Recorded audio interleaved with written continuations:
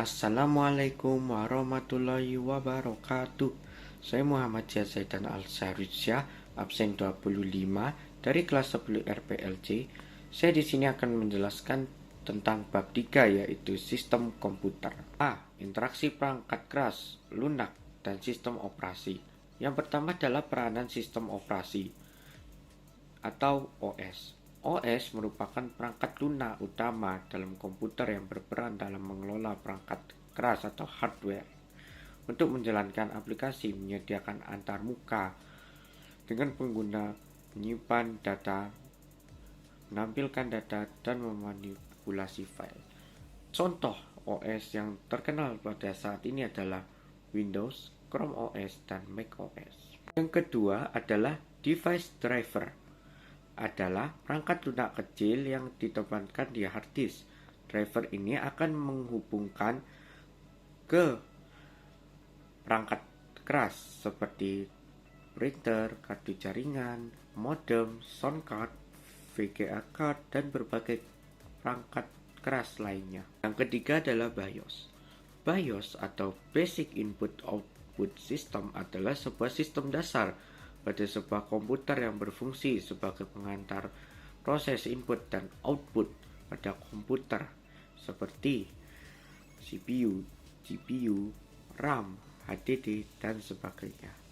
Lalu fungsi utama pada BIOS ini akan menjadi 3 kategori, yaitu sistem BIOS, startup BIOS, dan CMOS BIOS. Keempat adalah interaksi dengan perangkat keras. Selain mengelola seluruh perangkat keras yang ada di komputer, OS juga mempunyai banyak kumpulan program seperti program untuk menggunakan layanan yang umum, library, dan API yang dapat digunakan oleh pengembang aplikasi untuk menuliskan sebagai aplikasi yang dapat dijalankan di sistem operasi tersebut. Yang kelima adalah interface atau antarmuka. Adalah konsep bagaimana komputer dan manusia sebagai pengguna saling berinteraksi. Yang pertama adalah Character User Interface atau CUI. Yang kedua adalah Graphic User Interface atau GUI, seperti penampilan yang ada di komputer seperti gambar, tombol-tombol, dan lain sebagainya.